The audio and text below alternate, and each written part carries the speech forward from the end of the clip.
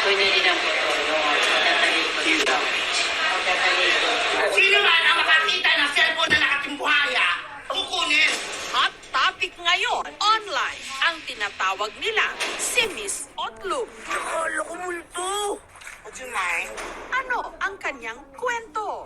Lumalaban po ako ng psychosocial. Alam mo ang ginagawa mo, but you have confusion all the time. Dapat nga ba siyang unawain o katakutan? Putok sa buong social media.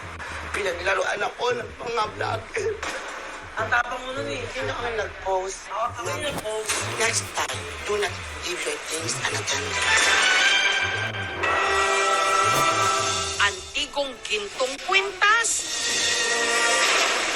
Nalambat ng mga mangingisda. Sabi nila, dito raw. Pinas lang namin para yung dumi niya mawala. Nag-search ako, parang sa sinauna pa, tao na chain ba.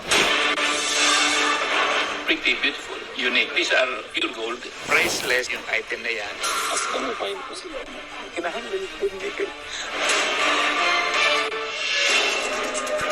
First time po namin ngayon na makakakita ng ganting uod. Di umano, higanting uod. Kinatatakutan ng mga residente ng Masbate.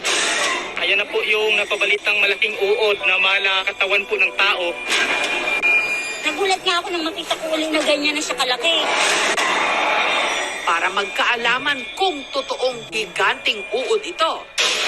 Inakyat ko para makita niya talaga ng malapitan. Grabe, ang haba. Ate, Ang laki. Dami sa madami. Haba.